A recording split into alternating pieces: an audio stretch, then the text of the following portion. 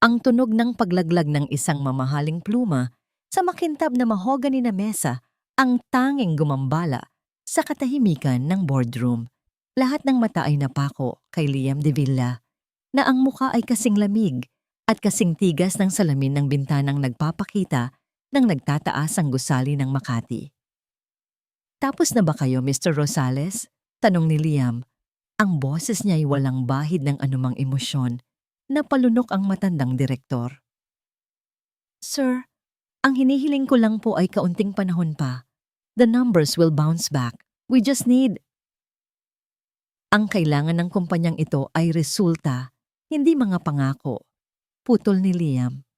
Tumingin siya sa mga miyembro ng board. Ang pagsasanib ng De Villa Corporation at Alcaraz Corporation ang magpapatibay sa ating pundasyon. Anumang departamentong hindi makakasabay ay magiging pabigat at hindi ako nagpapalaki ng pabigat.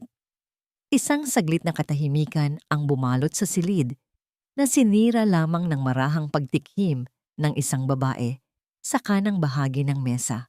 Si Doña Soledad de Villa, ang ina ni Liam, ay tumango ng bahagya, isang halos hindi mapansing senyas ng pag-aproba na nagpapatunay kung sino talaga ang may hawak ng kapangyarihan. Iyon na ang hudyat. Tapos na ang usapan. Nagsimulang magligpit ng gamit ang mga tao, umiiwas sa tingin ni Mr. Rosales na napayuko na lamang sa kanyang upuan. Pero si Liam ay hindi nakaramdam ng tagumpay. Wala siyang naramdaman. Para sa kanya, isa lamang itong transaksyon, isang problema na nalutas. Tumingin siya sa labas ng bintana, sa mga ilaw ng syudad na parang mga bituin na hindi niya maabot. Pakiramdam niya ay isa siyang makina na perpektong gumagana ayon sa programa, ngunit walang kaluluwa. Gabi na nang lisanin niya ang gusali. Ang malamig na hangin mula sa aircon ng kanyang mamahaling sasakyan ay tila hindi sapat para palamigin ang pakiramdam ng pagkasakal na dulot ng kanyang kurbata. Bahagya niyang niluwagan iyon habang sumasandal sa malambot na upuan. Umuulan sa labas at ang mga patak ay humahampas sa bintana na parang maliliit na luhang dumudungis sa perpektong mundo sa loob ng sasakyan. Pinikit niya ang kanyang mga mata, hinahayaan ang isip na maglakbay, ngunit walang patutunguhan. Tanging mga numero, mga forecast, at ang mukha ni Katrina Alcaraz, ang babaeng nakatakda niyang pakasalan, ang lumilitaw. Isa na namang transaksyon, isang perpektong pagsasanib. At sa gitna ng ugong ng makina at patak ng ulan, may narinig siyang isang tunog, isang himig, isang oyayi, mahina, malungkot, at pamilyar. Isang himig na hindi nararapat sa gitna ng abalang kalsada ng Maynila. Isang tunog mula sa ibang panahon, sa ibang lugar. Idinilat niya ang kanyang mga mata. "Ano yon?" tanong niya sa sarili. Sinubukan niyang ipagsawalang bahala iyon. Iniisip na baka guni-guni lang niya. Ngunit habang umaandar ang sasakyan, palakas ng palakas ang himig. Tila ba tinatawag siya? Nagmumula iyon sa isang maliit na iskinita sa kanilang kanan. Isang lugar na madilim at tila kinalimutan na ng kaunlaran. "Para," utos niya sa kanyang driver. Ang boses niya ay biglang nagkaroon ng bahid ng pagkaapura. Nagulat ang driver. "Pero sir, delikado po sa lugar na yan." Hindi sumagot si Liam. Ang kanyang buong atensyon ay nasa himig. May kung anong puwersa ang humihila sa kanya, isang bagay na mas malakas pa sa luhika o takot. Binuksan niya ang pinto ng sasakyan. "Sandali lang ako," sabi niya, at lumabas sa gitna ng ambon. Ang bawat hakbang niya ay isang pagpasok sa ibang mundo. Ang kanyang mamahaling sapatos na katad ay agad na nabahira ng putik. Ang amoy ng mamahaling pabango ay napalitan ng amoy ng basang lupa, ng usok mula sa nag-iihaw at ng buhay. Ang katahimikan ng kanyang sasakyan ay napalitan ng kahol ng mga aso, ng tawanan ng mga bata, at ng himig ng uyayi na ngayon ay malinaw na.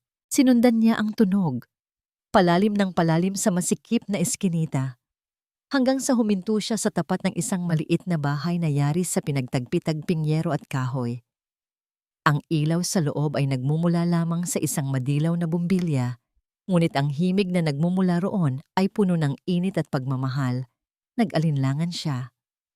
Ano ang ginagawa niya rito? Isa siyang CEO. Ang mundo niya ay gawa sa bakal at salamin, hindi sa yero at putik. Dapat na siyang bumalik sa sasakyan at kalimutan ang kahibangang ito. Ngunit ang kanyang kamay ay kusa ng kumilos. Kumatok siya sa manipis na pinto.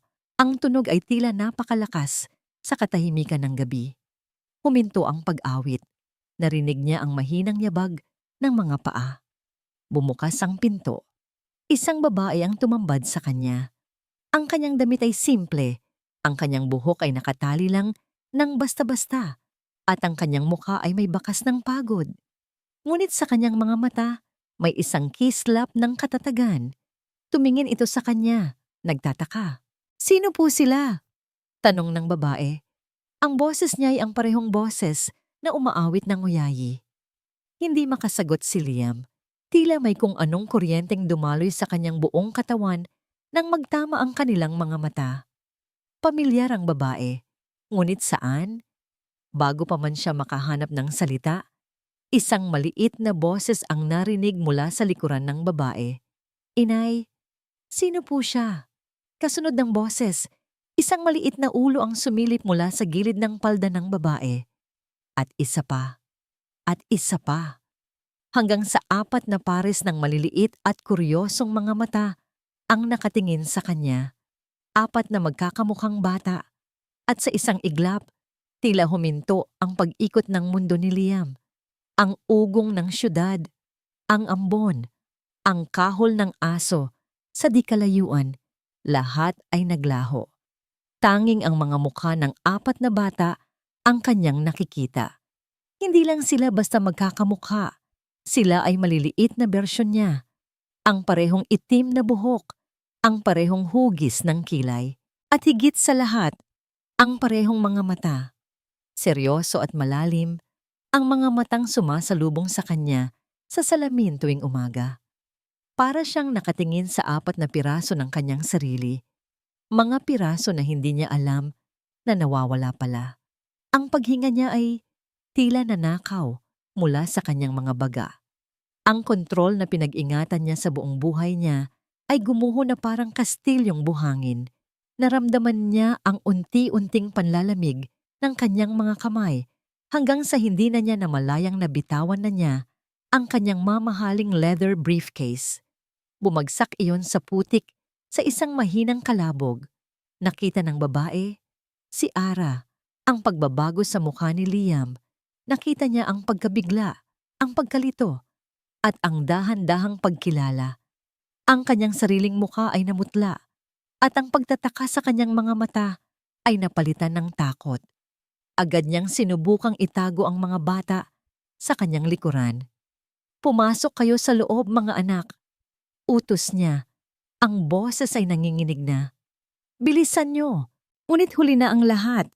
Ang koneksyon ay nagawa na. Ang mga mata ni Liam ay hindi na bumitaw sa mga bata. Pagkatapos ay muling bumalik sa babae na ngayon ay para ng isang mailap na hayop na nasukol.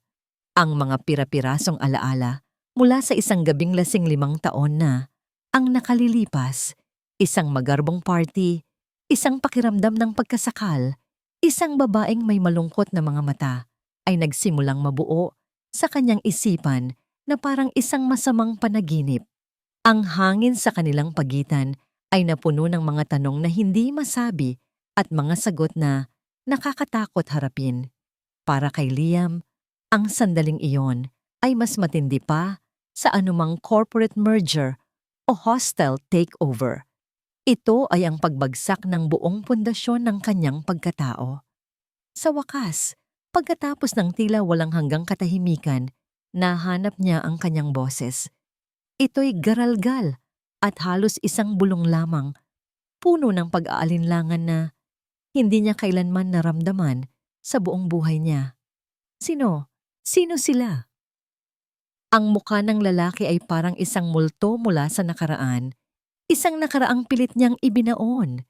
sa limot, ikinulong sa pinakamadilim na sulok ng kanyang alaala. Ngunit ngayon, ang multong iyon ay nakatayo sa kanyang harapan, totoo at humihinga. Ang kanyang mamahaling amoy ay sumisingaw sa hamog ng gabi sa barangay Tala. Pagkabigla, iyon ang unang naramdaman ni Ara. Sinundan iyon ng isang matinding kilabot na gumapang mula sa kanyang batok hanggang sa talampakan. Ang lalaking ito, kasama ang kanyang perpektong gupit, ang kanyang damit na nagkakahalaga pa siguro ng buong bahay niya, at ang mga matang yon, ang mga matang hindi niya kailanman malilimutan, ay ang sagot sa lahat ng tanong na hindi niya kailanman tinanong. Ang kanyang reaksyon ay hindi nagmula sa pag-iisip. Ito ay puro instinct. Ang instinct ng isang inang poprotektahan ang kanyang mga anak mula sa panganib. Blag! Isinara niya ang pinto ng buong lakas. Ang yumanig na kahoy ay parang pagsabog sa tahimik na gabi. Sumandal siya roon, ang kanyang likod ay nakadiin sa magaspang na ibabaw, at ang kanyang dibdib ay humahabol sa hiningang tila ninakaw sa kanya. Nanginginig ang kanyang mga kamay, nanginginig ang kanyang mga tuhod. "Inay, bakit niyo po sinara?" tanong ni Lian, ang pinakapanganay sa apat, habang hinihila ang dulo ng kanyang duster. "May masama po bang tao, inay?" segunda ni Lira. Ang kanyang mga mata ay bilog sa pag-aalala. Yumuko si Ara at niyakap silang apat ng mahigpit. Isinubsob ang kanilang mga mukha sa kanyang dibdib na para bang sa paggawa niyon ay maitatago niya sila mula sa katotohanang nag-aabang sa labas. Wala, mga anak. Wala yon. Malakas lang ang hangin. Pagsisinungaling niya. Ang boses niya ay basag. Habang yakap niya ang kanyang mga anak, ang kanyang isip ay bumalik sa gabing iyon. 5 taon na ang nakalipas. Hindi iyon isang magandang alaala. Isa siyang extra waitress sa isang magarbong pagdiriwang ng mga Divilla. Ang kanyang uniforme ay mura at hindi komportable. Napapaligiran siya ng karangyaan na hindi niya kailanman sukat akalain. Kumikinang na mga chandelier, rumaragas ang champagne, at mga taong ang mga alahas ay masasapat pa para pakainin ang buong barangay nila sa loob ng 1 taon. At nandoon siya, si Liam de Villa, ang ginintuang anak. Nakita niya itong nakikipagtalo sa ina nito sa isang sulok. Nakita niya ang pagkasakal at paghihimagsik sa mga mata nito. Maya-maya pa, lasing na ito, at sa hindi maipaliwanag na dahilan, sa kanya ito lumapit. Hindi dahil sa ganda. Alam ni Ara na simple lang siya. Siguro dahil sa kanyang mga mata, nakita nito ang kaparehong pagkapagod, ang kaparehong pakiramdam na tila isang bilanggo. Nag-usap sila. Kaunti lang. Tungkol sa mga pangarap na malabo at sa mga responsibilidad na malinaw. At pagkatapos, nangyari ang hindi dapat mangyari. Isang pagkakamali. Isang gabing puno ng alak, kalungkutan, at isang desperadong paghahanap ng koneksyon. Kinabukasan, umalis siyang parang isang magnanakaw, dala ang kahihiyan at ang sikretong hindi niya kailanman binalak ibunyag. Nang malaman niyang buntis siya, at hindi lang sa isa, kundi sa 4, ipinangako niya sa sarili na bubuhayin niya sila ng mag-isa.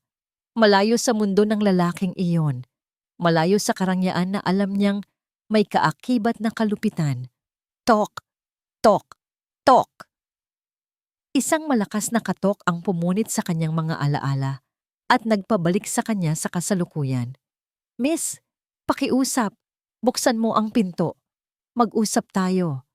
Ang boses ng lalaki, desperado, nagulantang, napapikit si Ara nang mariin at tinakpan ang mga tainga ng kanyang mga anak.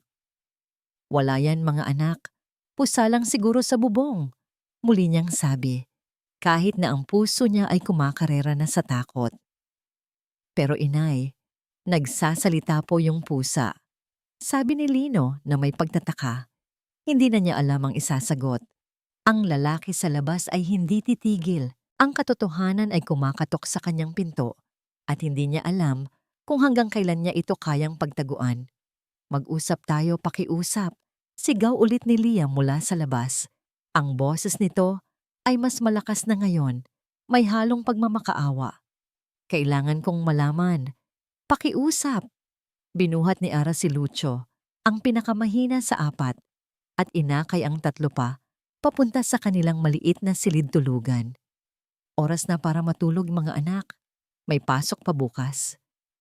Inayos niya sila sa iisang banig, kinumutan at hinalikan sa noo. Habang ginagawa niya iyon, ang mga katok sa labas ay patuloy pa rin.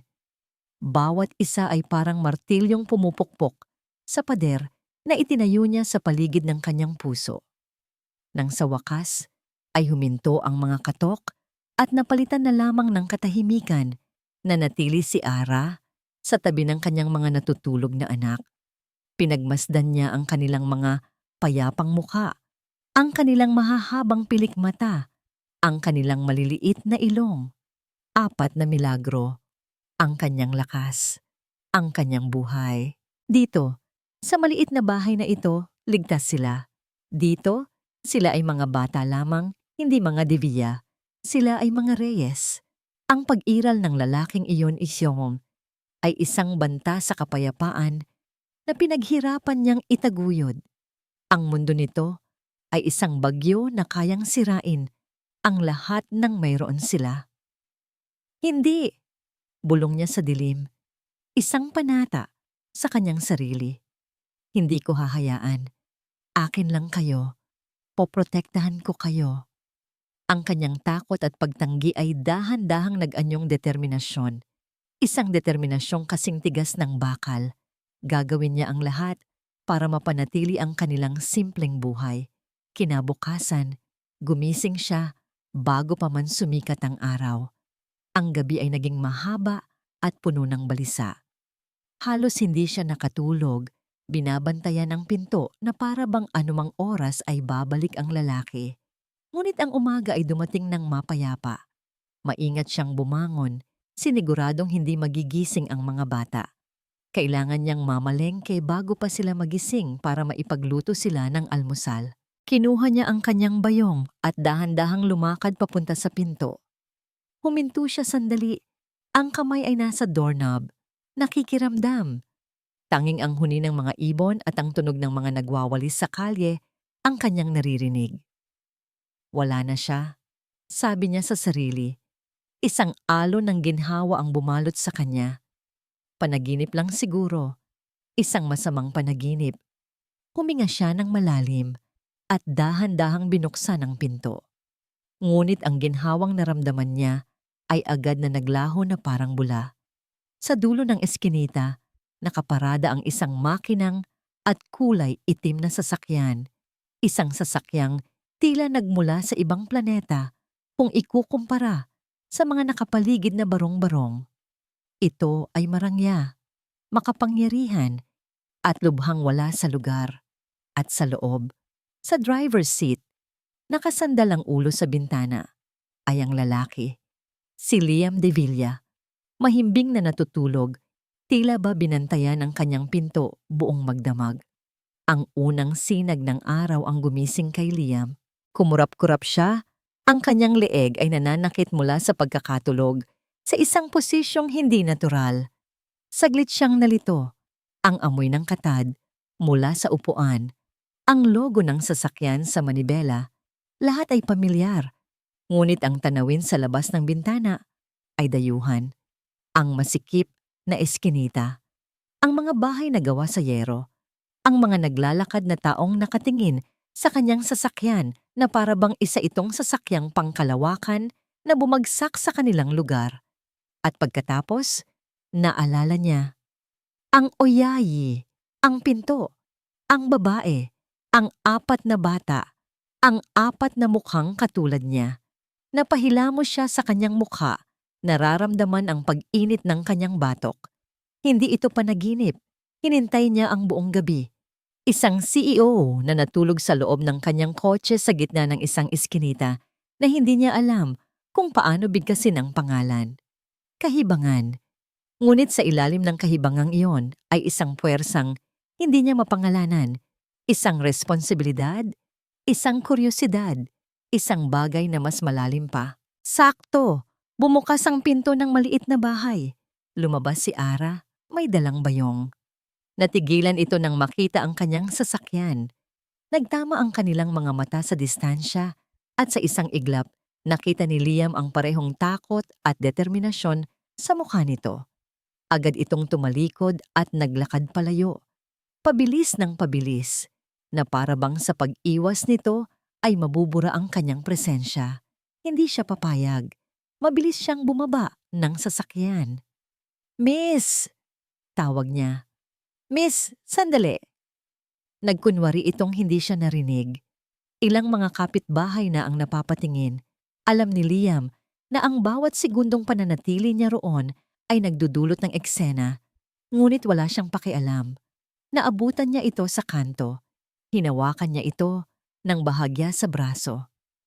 "Pakiusap," sabi niya. Sinisikap na maging mahinahon kahit na ang puso niya ay malakas ang kabog. "Kailangan nating mag-usap." Humarap ito sa kanya.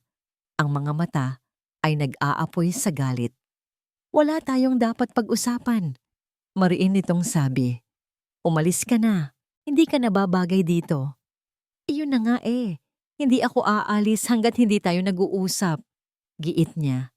Tumingin siya sa paligid, sa mga matang mapanuri ng mga usisero.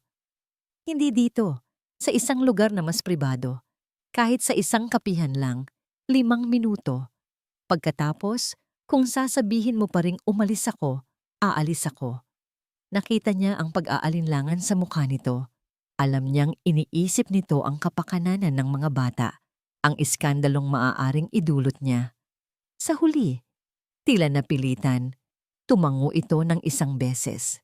Dinala siya ni Ara sa isang maliit na karinderya sa di kalayuan. Umupo sila sa isang mesang plastik na may takip na may bulaklak. Ang amoy ng mainit na kape at sinangag ay kabaliktaran ng sterile na hangin sa kanyang opisina. Umorder si Ara ng kape. Si Liam ay hindi umorder ng anuman. Walang nagsalita sa loob ng 1 minuto.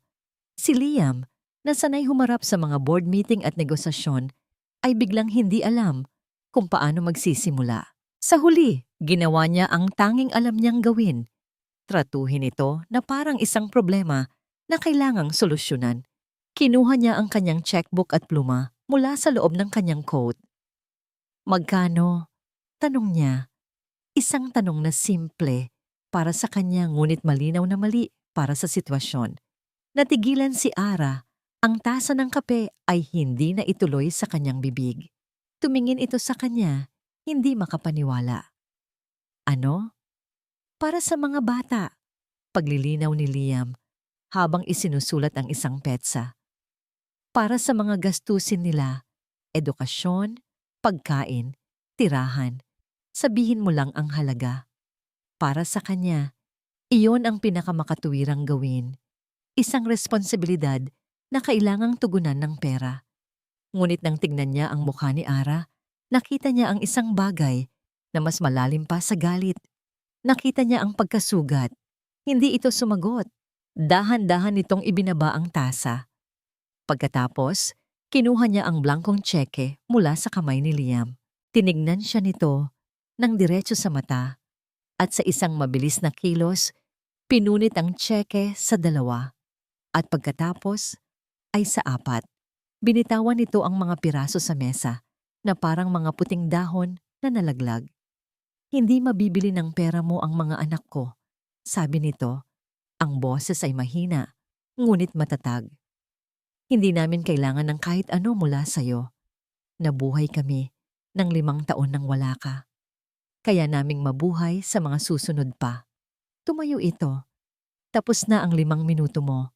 Natulala si Liam habang pinapanood niya itong maglakad palayo. Ang pagtanggi nito ay parang isang sampal. Sa buong buhay niya, pera at kapangyarihan ang solusyon sa lahat ng bagay.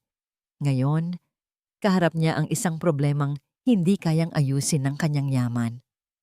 Sinundan niya ito pabalik sa eskinita. Nang malapit na sila sa bahay, nakita niyang nakabukas ang pinto at ang 4 na bata ay naglalaro sa maliit na espasyo sa harapan, binabantayan ng isang matandang kapitbahay. "Lian!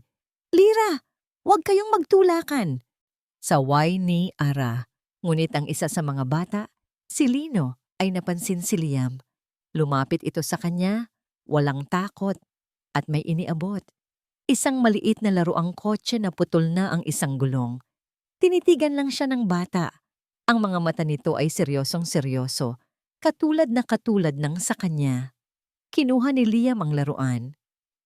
Ang kanyang mga daliri, na sanay pumirma ng milyon-milyong kontrata, ay nanginginig habang hawak ang maliit na piraso ng plastik. Tumingin siya mula sa bata, papunta kay Ara, na ngayon ay nakatayo roon, frozen.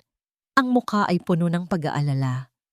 Sa sandaling iyon, sa gitna ng putik at ingay, naramdaman ni Liam ang isang koneksyon. Isang bagay na totoo, isang bagay na hindi transaksyon. Ang sandaling iyon ay sinira ng tunog ng isang paparating na sasakyan. Isang pamilyar na itim na sasakyan na may pamilyar na plakang D. Villa. Nanlamig si Liam, hindi maari. Huminto ang sasakyan sa dulo ng eskinita, bumukas ang pinto, at bumaba ang isang babaeng nakaputing bestida. Ang kanyang buhok ay perpektong nakaayos, at ang kanyang tindig ay nagpapakita ng awtoridad na hindi maikakaila. Ang kanyang mamahaling takong ay maingat na umiiwas sa mga putik sa daan. Si Doña Soledad de Villa, ang kanyang ina. Naglakad ito palapit, hindi man lang siya tinapunan ng tingin. Ang lahat ng atensyon nito ay nakatuon kay Ara. Ang mga mata ng kanyang ina ay malamig at mapanuri. Tinitignan si Ara mula ulo hanggang paa na parabang sinusuri nito ang isang maruming bagay na nakakalat sa kanyang perpektong hardin. "So ito pala ang pinagkakaabalahan mo, Liam?" Sabi ni Doña Soledad sa wakas. Ang boses ay matamis, ngunit may nakatagong lason. Ang tingin nito ay bumalik kay Ara, puno ng paghamak. Humarap si Ara, niyakap ang mga anak na nagsitakbuhan sa likod niya. Tumayo siya roon, maliit at tila marupok sa harap ng reyna, ngunit ang kanyang mga mata ay hindi yumuyuko. Ngumiti si Doña Soledad, isang ngiting hindi umabot sa kanyang mga mata. Tumingin ito ng diretso kay Ara. Bawat salita ay binitawan na parang isang patalim. "Magkano ang kailangan mo para layuan mo ang anak ko?" "Magkano ang kailangan mo para layuan mo ang anak ko?" Ang mga salita ay parang matatalim na bubog na lumutang sa hangin. Masakit pakinggan, masakit damhin. Humigpit ang pagkakayakap ni Ara sa kanyang mga anak na ngayon ay tahimik na nagtatago sa likod ng kanyang mga binti. Naramdaman niya ang panginginig ni Lira at ang mahigpit na pagkapit ni Lian sa kanyang duster. Sa isang iglap, ang maliit na espasyo sa harap ng kanilang bahay ay naging isang arena. At siya, kasama ang kanyang 4 na anak, ang nasa gitna, hinuhusgahan ng isang reynang bumaba mula sa kanyang karwahe. Sino ang babaeng ito? Sino siya para dumating sa kanilang munting mundo at tapakan ang kanilang dignidad na parang isang basahan? Ang takot na naramdaman ni Ara kanina ay dahan-dahang napalitan ng isang uri ng galit. Isang malamig at tahimik na galit na nagbigay sa kanya ng lakas. Ito ang galit ng isang inang nakikitang pinagbabantaan ang kanyang mga supling. Tumingin si Doña Soledad sa mga bata. Ang mga mata nito ay puno ng pagkasuklam. Isang pagkakamali na kailangang itama, bulong nito, sapat lang para marinig ni Ara. At lahat ng pagkakamali ay may katapat na presyo. Iyon na. Iyon ang nagtulak kay Ara. Bumitaw siya sa pagkakayakap sa mga anak. Dahan-dahan niyang itinayo ang kanyang likod. Ang kanyang mga balikat na kanina'y nakayuko sa pagod at takot ay ngayon ay tuwid na. Tumingin siya ng diretso sa mga mata ni Doña Soledad. Hindi kumukurap, hindi nagpapakita ng anumang kahinaan. Wala po kayong sapat na pera para bilhin ang katahimikan ko, ginang. Simula ni Ara, ang boses niya ay kalmado, ngunit may bigat. Bawat salita ay pinili niya ng mabuti. Dahil ang mga anak ko, itinuro niya ang 4 na batang nakasilip sa likod niya, ay hindi mga pagkakamali. Sila ay hindi isang problema na kailangang itama. Sila ay biyaya. Nakita ni Ara ang pagbabago sa mukha ng Donya. Ang ngiti sa labi nito ay naglaho, napalitan ng isang manipis na linya. Malinaw na hindi nito inaasahan ang paglaban. Nagpatuloy si Ara. Hindi ko po sila ipinagbibili. Hindi sila mga bagay na may presyo. Sila po ang dugo ko, ang buhay ko. At kahit isang sentimo mula sa yaman ng mga Devilla ay hindi ko kailangan para palakihin sila ng may dignidad. Ang salitang dignidad ay tila isang sampal kay Doña Soledad. Ang mukha nito ay umasim at ang mga mata ay nag-alab sa galit. Ang kapal ng mukha mo, sigaw nito. Isa kang pulubi na nagpapanggap na prinsesa. Huwag mong isipin na maluloko mo ako sa drama mo. Alam ko ang gusto mo, ang pera at pangalan ng pamilya namin. Ma, tama na. Ang boses na yon ay hindi nagmula kay Ara. Nagmula ito kay Liam. Parehong napalingon si Ara at si Doña Soledad sa kanya. Nakatayo si Liam sa pagitan nila. Ang muka ay isang blangkong maskara, ngunit ang kanyang mga kamao ay nakakuyom sa kanyang gilid. Ito ang unang pagkakataon na nagsalita siya simula nang dumating ang kanyang ina. At ang 3 salitang iyon ay may bigat na parang 100 libra. Gulat. Iyon ang nakita ni Ara sa mukha ni Doña Soledad. Isang uri ng pagkabigla na para bang ang isang alagang aso ay bigla na lang siyang kinagat. Hindi ito makapaniwala. Anong sinabi mo? Tanong ni Doña Soledad. Ang boses ay hindi na matamis, kundi matalas na.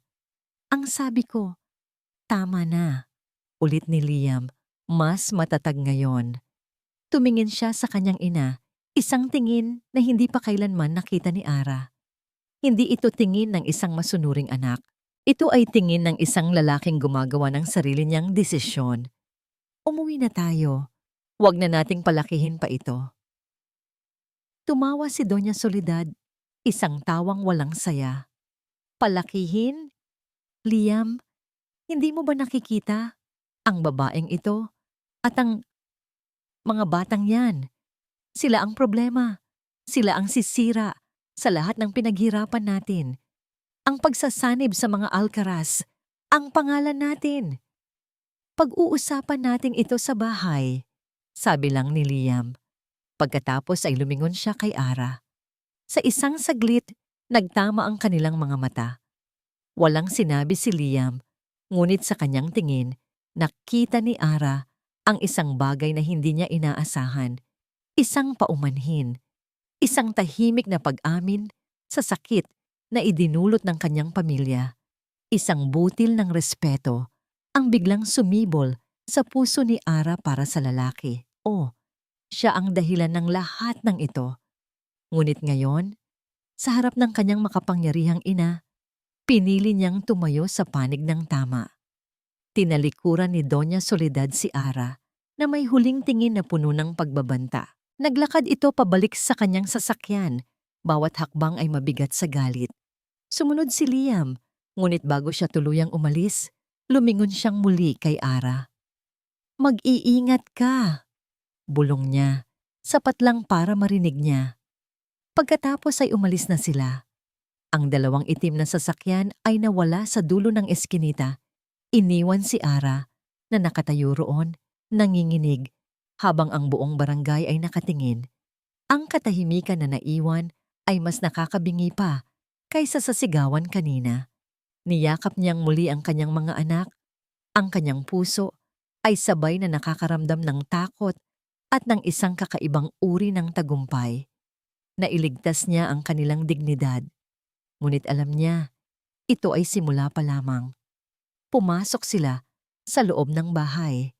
Nagsimula siyang maghanda ng tanghalian. Ang kanyang mga kamay ay gumagalaw ng kusa, ngunit ang kanyang isip ay lumilipad.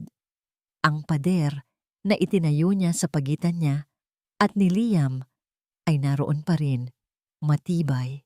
Ngunit sa araw na ito, isang maliit na butas ang nabuksan, isang butas kung saan nakita niya ang isang Liam na hindi lang isang CEO, kundi isang lalaking nagtataglay din ng sariling mga krus. Hapon na nang may kumatok na naman sa kanyang pinto. Kinabahan si Ara. Inisip niyang baka bumalik ang Donya. Dahan-dahan siyang lumapit sa pinto. Sino yan? Ako po. Si Katrina. Ang boses sa labas ay malambing at magiliw. Kaibigan po ako ni Liam. Nandito po ako bilang isang kaibigan. Nag-alinlangan si Ara, Katrina Alcaraz. Ang pangalan ay pamilyar. Ito ang pangalan ng babaeng mapapangasawa ni Liam. Ano ang ginagawa nito rito? Sa kabila ng kanyang pag-aalinlangan, binuksan niya ang pinto. Nakatayo sa kanyang harapan ang isang babaeng tila kinuha mula sa isang magazine. Perpekto ang ayos, nakangiti ng matamis. Ngunit nang magtama ang kanilang mga mata, nakita ni Ara ang isang bagay sa likod ng ngangiting iyon. Isang bagay na malamig, kasing lamig ng yelo. Nakatitig si Katrina sa kanyang refleksyon sa salamin ng bintana ng kanyang mamahaling European car. Sa labas, ang barangay tala ay parang isang sugat sa perpektong tanawin ng syudad. Marumi, magulo, at nakakadiri. Ngunit ang mas nakakadiri pa ay ang imahe na nakikita niya sa kanyang isipan. Si Liam de Villa, ang kanyang mapapangasawa, ang susi sa kaligtasan ng kanyang pamilya na nakatayo sa gitna ng putik na yon para sa isang babaeng walang pangalan. Biglang tumunog ang kanyang cellphone, ang pangalan ng kanyang ama ang lumitaw sa screen. Huminga siya ng malalim bago sagutin. Inihahanda ang sarili. Dad! Bati niya. Sinisikap na panatilihing kalmado at kontrolado ang kanyang boses. Katrina, anong nangyayari? Ang boses ni Don Ricardo Alcaraz sa kabilang linya ay pununo ng pag-aalala at pag-irita. Nakarating na sa akin ang balita. Pinuntahan daw ni Soledad ang isang babae sa kung saang eskinita. Totoo ba na may mga bata? Napapikit si Katrina. Ang balita ay kumakalat ng mas mabilis pa sa apoy. Dad, it's a minor issue. I'm handling it. Minor issue? Halos sumigaw ang kanyang ama. Katrina, alam mo ang sitwasyon ng Alcaraz Corporation. Ang mga bangko ay malapit nang bawiin ang ating mga pautang. Ang pagsasanib sa Devilla ang tanging pag-asa natin. Isang maling galaw lang, isang iskandalo, at lahat ng pinaghirapan ng lolo mo ay magiging abo. Naiintindihan mo ba ang bigat nito? Naramdaman ni Katrina ang paghigpit ng isang bakal na kamay sa kanyang dibdib. Oo, naiintindihan niya. Bawat gabi, hindi siya makatulog sa kaiisip sa mga numero, sa mga utang, sa mga mukha ng daan-daang empleyado na mawawalan ng trabaho. Ang kasal na ito ay hindi tungkol sa pag-ibig. Ito ay tungkol sa kaligtasan. Ito ay tungkol sa pagpapanatili ng pangalang Alcaraz. I understand, Dad. Sabi niya, ang boses ay kasing lamig na ng yelo. And I told you, I am handling it. Magtiwala ka sa akin. Ibinaba niya ang tawag nang hindi na hinintay ang sagot ng ama. Ang pressure, ang bigat, lahat ay nasa kanyang mga balikat. At ang dahilan ng lahat ng panganib na ito ay isang babaeng naglalabada at ang apat nitong bunga ng pagkakamali. Isang biyaya, sabi raw ng babae kay Doña Soledad. Napangisi si Katrina. Biyaya? Hindi. Sila ay isang balakid, isang problema na kailangang alisin. Tumingin siya sa labas ng bintana. At doon, sa di kalayuan, nakita niya sila. Nakita niya si Liam na bumalik pala sa lugar na yon. Nakaupo ito sa isang kahoy na bangko. Awkwardly, na sinusubukang ayusin ang sirang gulong ng isang laruang kotse. Lumapit sa kanya ang isa sa mga bata at may sinabi, at nakita ni Katrina ang isang bagay na hindi niya pa kailanman nakita kay Liam, isang ngiti. Hindi isang pilit na ngiti para sa mga kamera o isang ngiti ng tagumpay sa negosyo. Isang maliit, totoong ngiti. Isang bagay ang kumirot sa puso ni Katrina. Selos. Isang mapait at nagniningas na selos. Ang atensyong iyon ay dapat na sa kanya. Ang hinaharap na yon ay dapat na para sa kanila. Hindi para sa isang babaeng basahan at sa mga anak nito sa labas. Ito na ang hudyat. Hindi na sapat ang mga simpleng plano. Kailangan niya ng isang bagay na sisira sa kanila. Isang bagay na magpapakita kay Liam kung anong klaseng gulo ang pinapasok niya. Isang bagay na magpapadama sa babae ng tunay na hirap. Muli niyang kinuha ang kanyang cellphone at tinawagan ang isang numero na nakuha niya mula sa isang investigador. Isang kapitbahay ni Ara. Isang babaeng nagngangalang Marites na ayon sa report ay may inggit sa atensyong nakukuha ni Ara. Makalipas ang ilang minuto, isang babaeng payat na may mapanuring mga mata ang lumapit sa kanyang sasakyan at kumatok sa bintana. Ibinaba ito ni Katrina ng bahagya. "Ikaw ba si Marites?" tanong ni Katrina. Tumango ang babae. Ang mga mata ay nanlalaki habang sinusuri ang loob ng mamahaling sasakyan. "Ako nga po, ma'am." Walang paligoy-ligoy si Katrina. Kumuha siya ng isang makapal na sobre mula sa kanyang bag at ipinakita ito sa siwang ng bintana. "May ipapagawa ako sa'yo. Simple lang." Napalunok si Marites. Ang mga mata ay nakapako sa sobre. "Ano po yon, ma'am?" Inilabas ni Katrina ang isang maliit na bote na kamukhang kamukha ng isang sikat na brand ng bitamina para sa mga bata. "Nakikita mo ba yung babaeng yon?" Itinuro niya si Ara na kalalabas lang ng bahay para tawagin ang mga anak. "May mga bitamina ang mga anak niya. Gusto kong palitan mo ang laman ng bote nila ng laman nitong bote ko." Nag-alinlangan si Marites. "Ano po bang laman yan, ma'am? Baka makasama." "Hindi." Mabilis na putol ni Katrina. Ang boses ay puno ng kasinungalingan. "Ito ay isang mas murang uri ng bitamina. Hindi masustansya.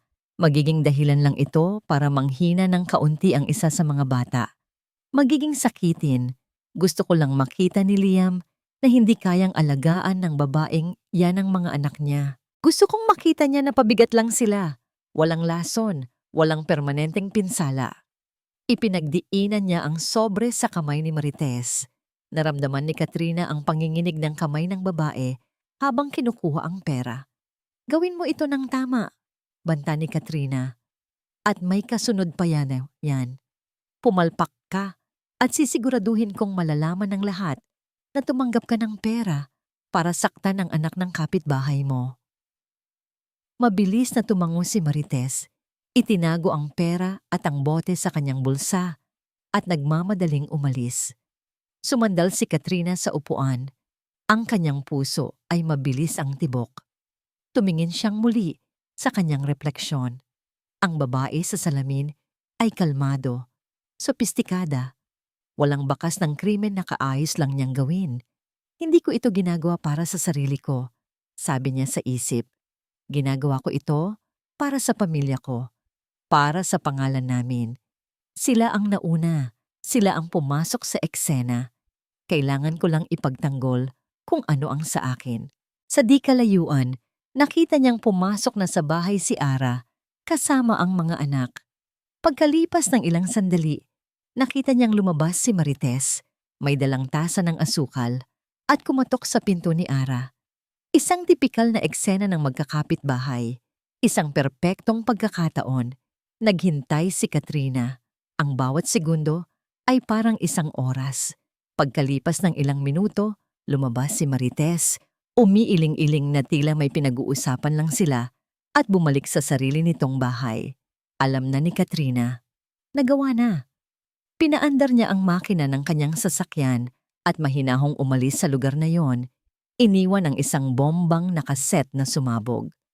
Lumipas ang ilang araw na puno ng tensyon. Ang bawat paggising ni Liam ay hindi na nagsisimula sa pag-iisip tungkol sa stock market o sa mga papeles ng pagsasanib ng kumpanya. Nagsisimula ito sa isang imahe, apat na maliliit na mukha na nakatingin sa kanya ng may pagtataka, at isang babaeng may mga matang puno ng pagod ngunit matatag. Ang komprontasyon sa pagitan ni Ara at ng kanyang ina ay nag-iwan ng malalim na lamat sa relasyon niya kay Doña Soledad. Ang kanilang mga pag-uusap ay naging malamig at formal, umiikot na lamang sa negosyo. Ngunit alam ni Liam na sa likod ng katahimikang yon, ang kanyang ina ay kumikilos, nagpaplano, at si Katrina naman ay naging mas malambing, mas maasikaso, na para bang sinusubukang ipaalala sa kanya kung nasaan ang tama niyang lugar. Ngunit ang isip ni Liam ay laging bumabalik sa barangay Tala. Lihim siyang bumabalik doon araw-araw. Hindi para kausapin si Ara, alam niyang hindi pa ito handa, kundi para lamang masilayan ang mga bata mula sa malayo. Pinapanood niya silang maglaro, maghabulan, magtawanan, at sa bawat pagmamasid, isang kakaibang damdamin ang tumutubo sa loob niya. Isang damdaming hindi niya kailanman naramdaman sa loob ng isang boardroom. Proteksyon, pagmamahal. Isang hapon, habang siya ay nasa gitna ng isang mahalagang video conference kasama ang mga investor mula sa Singapore, tumunog ang isa pa niyang cellphone, isang prepaid phone na binili niya para lamang sa mga personal na bagay. Ang numerong nakarehistro ay hindi pamilyar. Isinantabi niya ito, ngunit muli itong tumunog, mapilit. "Excuse me for a moment," sabi niya sa mga kausap, at pinindot ang mute button. Sinagot niya ang tawag. "Hello? Sir Liam, si Aling Nita po ito, kapitbahay ni Ara." Ang boses ng babae sa kabilang linya ay nanginginig at puno ng pag-aalala. Agad na kumabog ang dibdib ni Liam. "Bakit po? Anong nangyari?" "Si Lucio po, yung isa sa mga kambal. Bigla na lang pong bumagsak habang naglalaro.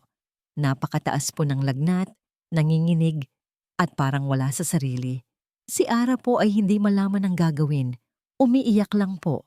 Wala po kaming pera para dalhin siya sa ospital." Hindi na pinatapos ni Liam ang babae. "I'll be there in 15 minutes. Ibinaba niya ang tawag. Tumingin siya sa screen ng laptop kung saan naghihintay ang mga seryosong mukha ng mga investor. Walang pag-aalinlangan, pinindot niya ang leave meeting button, iniwan ang isang transaksyong nagkakahalaga ng milyon-milyon. Walang halaga ang mga yon ngayon.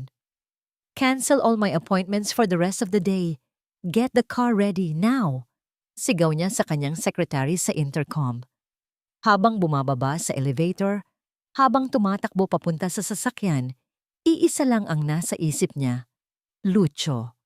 Ang pinakamaliit at pinakatahimik sa apat. Ang batang nagbigay sa kanya ng sirang laruang kotse. Ang biyahe papuntang Barangay Tala ay tila ang pinakamahaba sa buong buhay niya. Bawat traffic light ay isang torture. Bawat sasakyan sa harapan ay isang balakid. Nang sa wakas ay marating nila ang eskinita, hindi na niya hinintay na huminto ng tuluyan ang sasakyan. Tumalon siya palabas at tumakbo papasok sa masikip na daan. Ang tanawing bumungad sa kanya ay isang eksena ng purong desperasyon. Si Ara ay nakaupo sa sahig na semento, yakap-yakap si Lucio na binalot sa isang kumot. Ang bata ay maputla, ang mga labi ay tuyo, at ang katawan ay nanginginig ng malakas.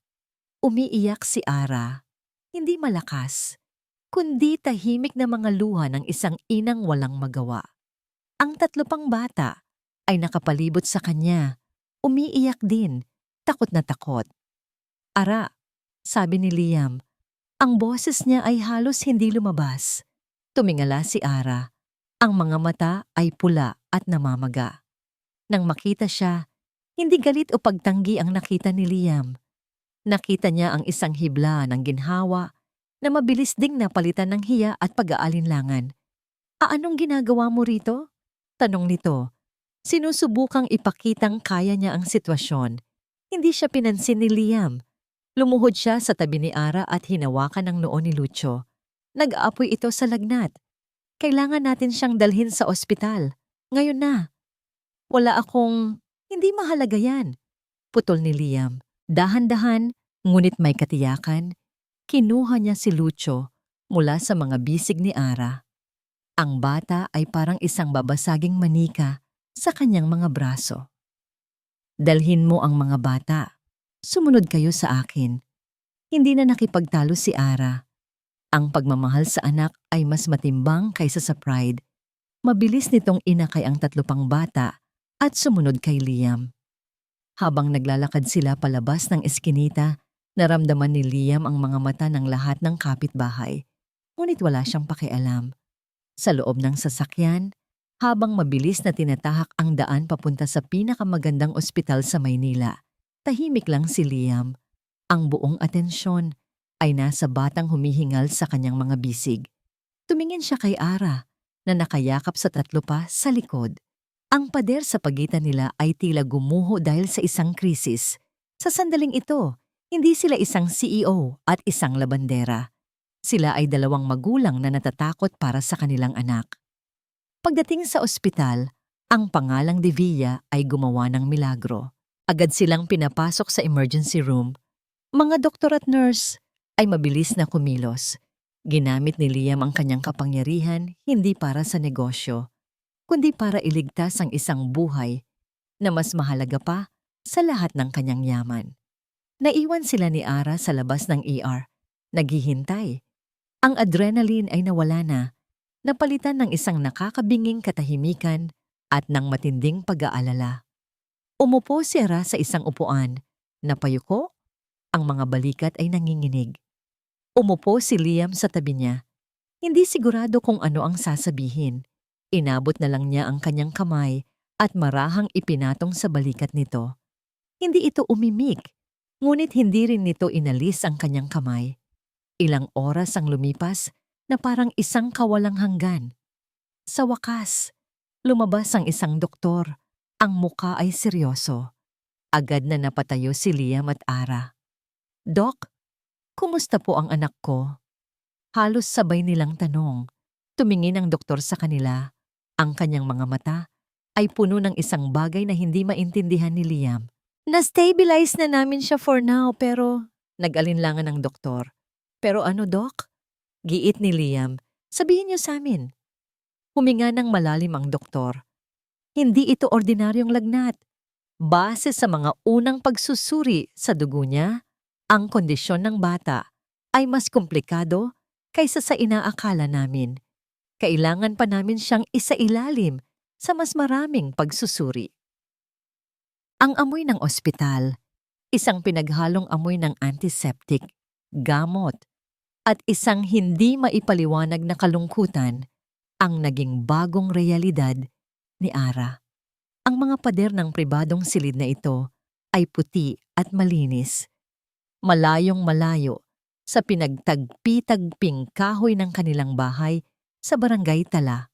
Dito, ang tanging maririnig ay ang mahinang tunog ng mga makina na nakakabit kay Lucio at ang sarili niyang mabibigat na paghinga. 2 araw na silang narito. 2 araw ng walang katapusang paghihintay, ng mga dasal na ibinubulong at ng mga gabing walang tulog. At sa lahat ng sandaling iyon, naroon si Liam. Hindi ito umalis. Hindi nito inutusan ng isang assistant para magbantay. Siya mismo ang naroon, nakaupo sa isang hindi komportableng sofa sa sulok ng silid. Ang kanyang mamahaling suit ay luko na, at ang kanyang mukha ay may bakas na ng pagod na ngayon lang nakita ni Ara. Isang bahagi niya ay gustong magpasalamat. Kung hindi dahil sa kanya, si Lucio ay nasa isang pampublikong ospital pa rin siguro, naghihintay sa isang mahabang pila. Ngunit ang isa pang bahagi niya ay sumisigaw pa rin ng pag-iingat. Ang lalaking ito ay mula sa ibang mundo, isang mundong walang ginawa, kundi saktan at hamakin siya. Ngunit mahirap panindigan ng galit kapag nakikita mo ang isang tao sa kanyang pinakabulnerableng estado. Sa pagmamasid niya kay Liam, habang nakatitig ito sa natutulog na si Lucio, may kung anong nag-iba sa paningin ni Ara. Hindi na ito ang malamig na CEO na nag-alok sa kanya ng tseke. Hindi na rin ito ang naguguluhang lalaki na kumatok sa kanyang pinto. Sa ilalim ng artipisyal na ilaw ng ospital, siya ay isang ama. Isang amang natatakot, nag-aalala, at walang magawa. Katulad niya. Isang madaling araw, habang nakapikit siya sa upuan sa tabi ng kama ni Lucio, naramdaman niyang may nagpatong ng isang tasa sa kanyang kamay. Idinilat niya ang kanyang mga mata. Si Liam may dalang dalawang tasa ng mainit na kape. "Hindi ka pa natutulog," sabi nito. Hindi isang tanong kundi isang pahayag. "Uminom ka muna." Kinuha ni Ara ang tasa. Ang init niyon ay gumapang sa kanyang nanlalamig na mga kamay. Isang simpleng gesture, ngunit sa pagod at pag-aalala na nararamdaman niya, ito ay parang isang malaking bagay. "Salamat," mahina niyang sabi. Umupo si Liam sa kabilang panig ng kama. Sa katahimikan ng madaling araw, tanging ang mahinang pag-beep ng monitor ng puso ni Lucio ang maririnig. "Anong paborito niyang laruin?" Biglang tanong ni Liam, nakatingin kay Lucio. Nagulat si Ara sa tanong. "Mahilig siyang mag-drawing," sagot niya. Kahit anong pader sa bahay sinusulatan niya. At mahilig siya sa mga kotse, kahit sira na ang mga gulong. Ngumiti si Liam ng bahagya, isang malungkot na ngiti. "Napansin ko nga." "Ikaw?" Balik tanong ni Ara. Hindi niya alam kung bakit. "Anong ginagawa mo nung bata ka?" Tumingin si Liam sa malayo na para bang may inaalala. Nag-aaral, piano lessons, business classes, foreign languages. Lahat ay nakaschedule, walang oras para maglaro. Sa unang pagkakataon, nakaramdam si Ara ng awa para sa kanya. Ang pader sa pagitan nila, nagawa sa pera at katayuan sa buhay, ay unti-unting nagkaroon ng mga bitak. Sa ilalim ng lahat ng iyon, nakita niya ang isang lalaking bilanggurin pala ng sarili niyang mundo. Kinabukasan, habang pinupunasan ni Ara ang braso ni Lucio, biglang gumalaw ang mga daliri ng bata. Dahan-dahan itong nagmulat ng mata. "Inay!" Mahina nitong tawag. Napaluha si Ara sa tuwa. "Anak, gising ka na!" Narinig ni Liam ang boses niya at mabilis na lumapit. Iniangat ni Lucio ang kanyang maliit na kamay.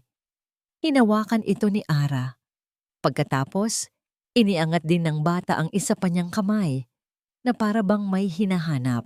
Nag-alinlangan si Liam, ngunit nang tumingin si Ara sa kanya at bahagyang tumango, dahan-dahan niyang inabot ang kamay ni Lucio. At doon, sa ibabaw ng puting kumot ng ospital, ang maliit na kamay ni Lucio ay nakahawak sa kanilang dalawa. Naramdaman ni Ara ang init ng kamay ni Liam na dumampi sa gilid ng kanyang kamay.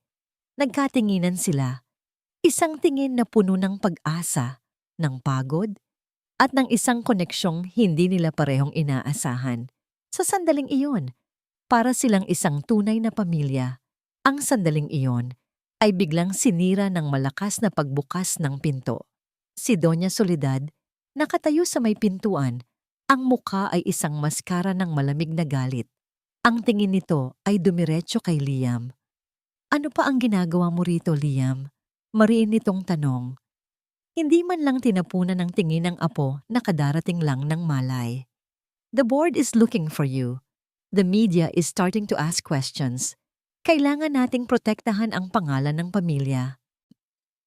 Tumayo si Liam. Ang katawan niya ay humaharang sa pagitan ng kanyang ina at Nina Ara at Lucio. "Ang pamilya ko ay narito, ma." Natigilan si Doña Soledad. "Huwag mong sabihing naniniwala ka sa drama ng babaeng yan. This is a distraction, a liability. Umuwi ka na, Liam. Ako na ang bahala sa bayarin dito. Pagkatapos, kalimutan mo na ang lahat ng ito." Umiling si Liam. Ang kanyang desisyon ay buo at hindi matitinag. "Hindi ako aalis. Hindi ko iiwan ang anak ko." Ang salitang anak ko ay tumatak sa isipan ni Ara. Sinabi niya iyon, inangkin niya. Sa sobrang galit, tinalikuran sila ni Doña Soledad at lumabas ng silid na nagdadabog. Naiwan ang isang mabigat na katahimikan. Ilang oras pa ang lumipas. Si Lucio ay muling nakatulog, ngunit mas mahimbing na ngayon. Si Ara at Liam ay nanatiling magkatabi. Ang nangyari kanina ay nag-iwan ng isang hindi masabing pagbabago sa hangin sa kanilang pagitan. Maya-maya, pumasok ang doktor na tumingin kay Lucio. May hawak na folder. Ang mukha nito ay mas seryoso pa kaysa noong una. Mr. De Villa, Mrs. Reyes, simula nito. May lumabas na po sa resulta ng mga toxicology test na ginawa namin. Huminga ito ng malalim, tila naghahanda para sa isang masamang balita. Hindi po ito simpleng impeksyon o sakit. May nakita po kaming mga bakas ng isang chemical sa sistema ng bata. Isang chemical na hindi dapat naroon. Ito po ay nagdudulot ng malnutrisyon at dahan-dahang paghina ng katawan. Tumingin ito sa kanilang dalawa. Ang mga mata ay puno ng pag-aalala. I'm sorry to say this, pero base sa aming ebidensya, mayroon pong senyales ng chronic poisoning. Mayroong isang taong unti-unting nilalason ang anak ninyo. Mayroong isang taong unti-unting nilalason ang anak ninyo. Ang mga salita ng doktor ay parang isang bomba na sumabog sa loob ng tahimik na silid ng ospital. Winawasak ang anumang natitirang pag-asa at kapayapaan sa puso ni Liam. Tumingin siya kay Ara. Nakita niya kung paano naglaho ang kulay sa mukha nito. Kung paano nanlaki ang mga mata nito sa purong takot at hindi makapaniwalang sakit. At pagkatapos, bumagsak ito. Kung hindi niya ito mabilis na nasalo, babagsak ito sa sahig. Ara, sabi niya, niyugyug ito ng bahagya. Ngunit tila wala itong naririnig. Nakatingin lang ito sa kawalan, paulit-ulit na umiiling. Hindi totoo yan, bulong nito. Paano? Sino? Sino ang gagawa niyan sa isang bata? Niyakap niya ito nang mahigpit habang nagsimula itong humagulgol.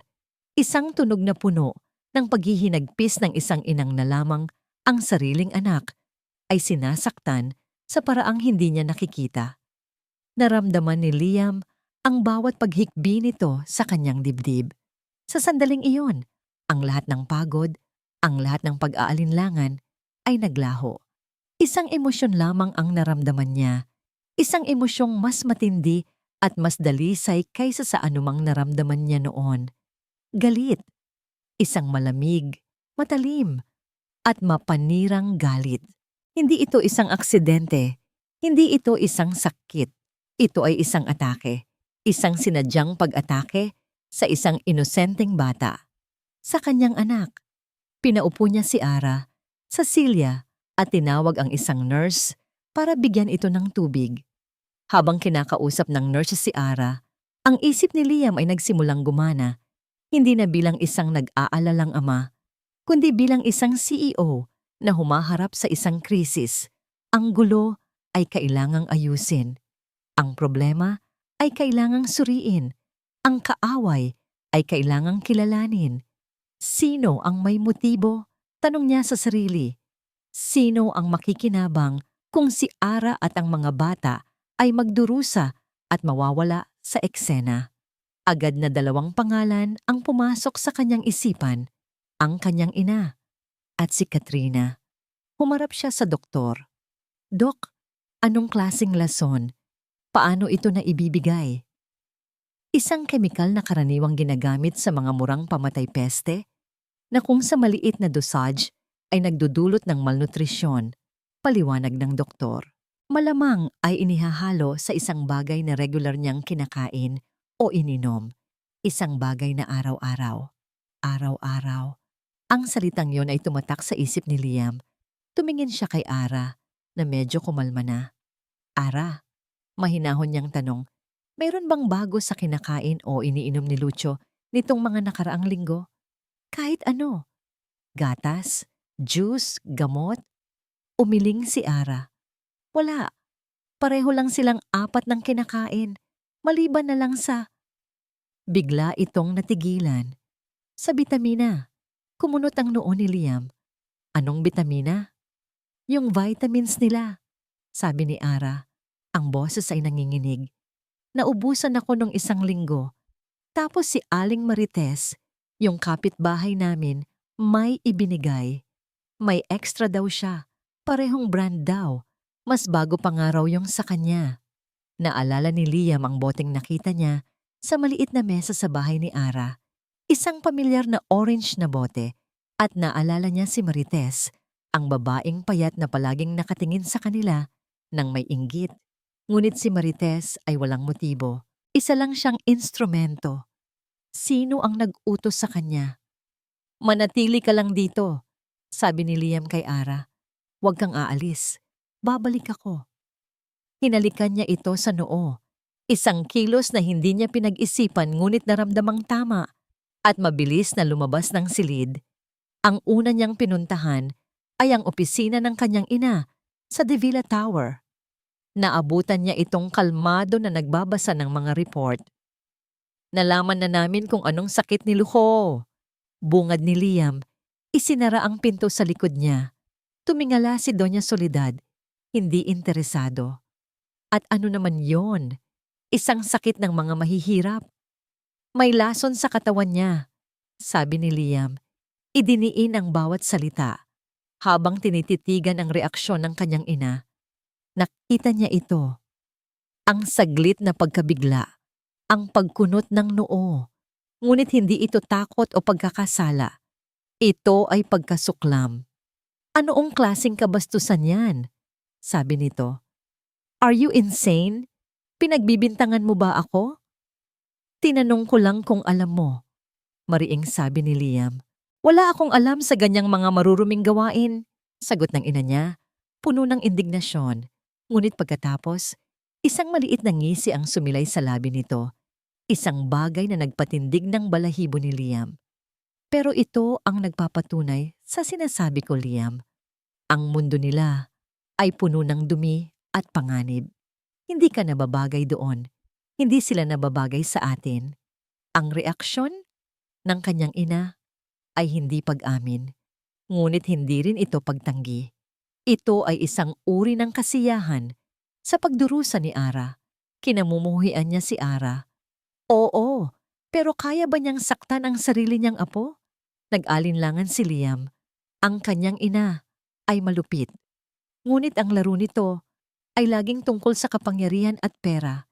Hindi sa ganitong klaseng kademonyohan. Umalis siya ng walang paalam. Ang susunod niyang destinasyon, ang penthouse ni Katrina. Naabutan niya itong nag-aayos para sa isang charity event. Ngumiti ito nang makita siya. Isang perpektong ngiti ng isang mapagmahal na fiancé. Love! What a surprise! Akala ko nasa ospital ka. Sabi nito, lumapit para yakapin siya. Hindi gumanti ng yakap si Liam. May balita na tungkol kay Lucho, sabi niya. Agad na nag-iba ang ekspresyon ni Katrina, napalitan ng perpektong pag-aalala. Oh my God! Is he okay? What did the doctors say? Hinawakan nito ang kanyang kamay. Ang kamay nito ay malamig. Someone has been poisoning him, sabi ni Liam. Ang mga mata ay nakapako sa mukha ni Katrina. Hinahanap ang kahit anong senyales. Ang performance ni Katrina ay walang kapintasan. Nanlaki ang mga mata nito sa gulat. What? Oh, Liam, that's horrible. Sinong gagawa ng ganoong bagay? Ang kanyang pagkagulat ay perpekto. Ang kanyang mga salita ay perpekto. Ngunit nakita ito ni Liam.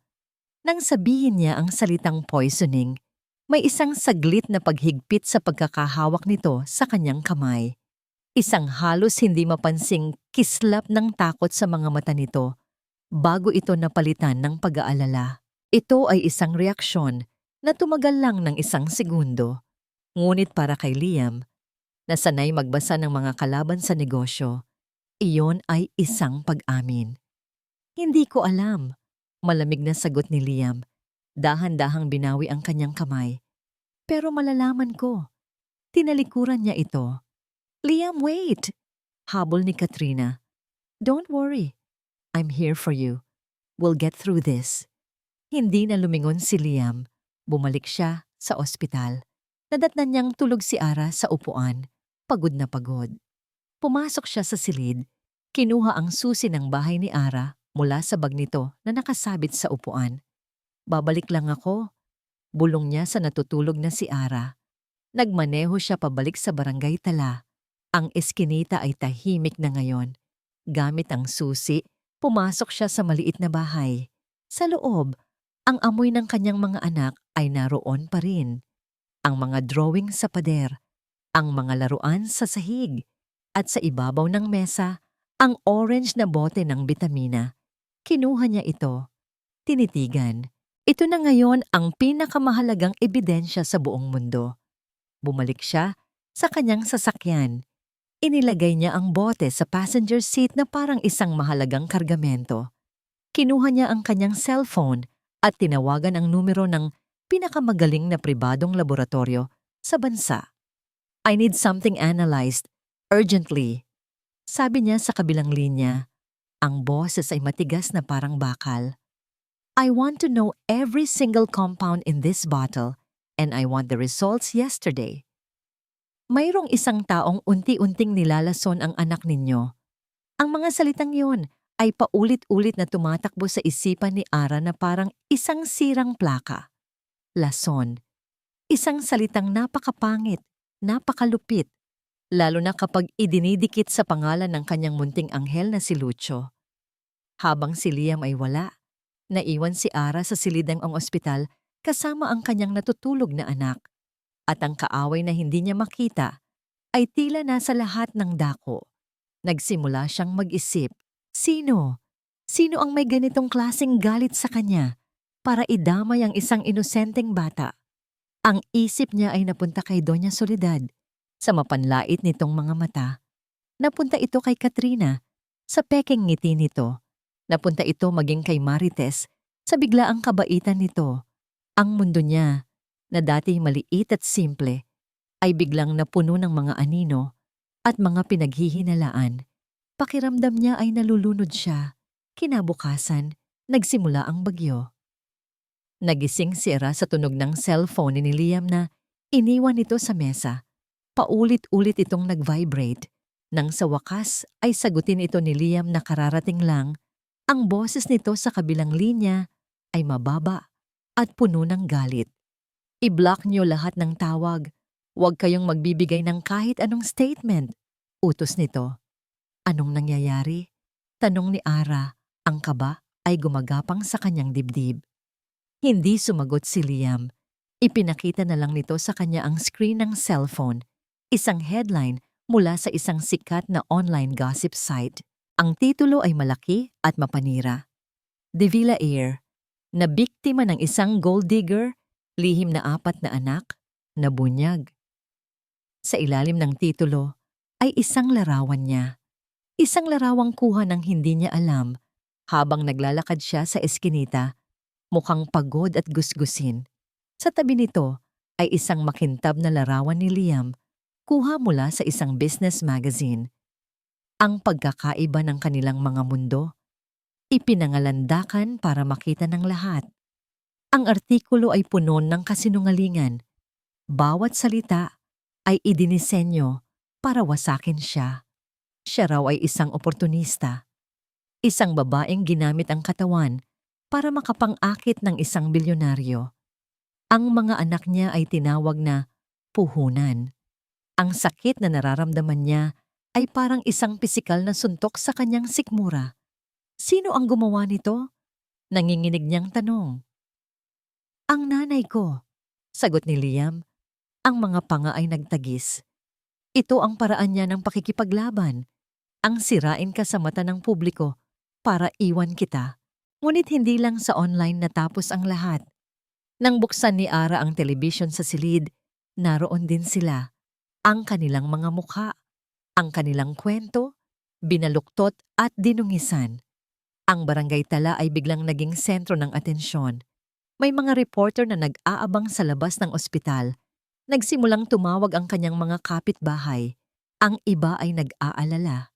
Ngunit ang iba, tulad ni Aling Marites, ay may ibang tono. Ara, totoo ba? Grabe ka, ang swerte mo. May halong inggit na sabi nito. Ang swerte. Iyon pala ang tingin nila sa kanya. Hindi isang ina na nag-aalala para sa nag-aagaw buhay na anak, kundi isang babaeng nanalo sa loto.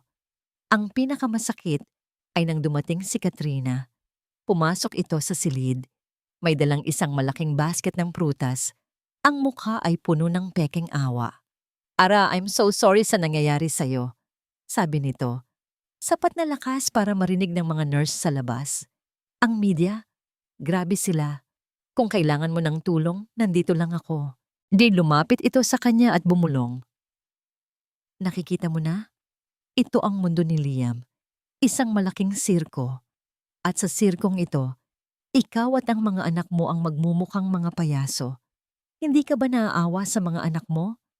Habang buhay silang tutuksuhin bilang mga anak sa labas. Habang buhay silang huhusgahan. Bawat salita ni Katrina ay parang lason na nakumakalat sa kanyang sistema, mas masakit pa sa lason na nasa katawan ni Lucio. Dahil alam niyang may katotohanan doon. Ang mundong ito, ang mundo ng mga Divilla, ng mga Alcaraz, ng media, ay isang halimaw.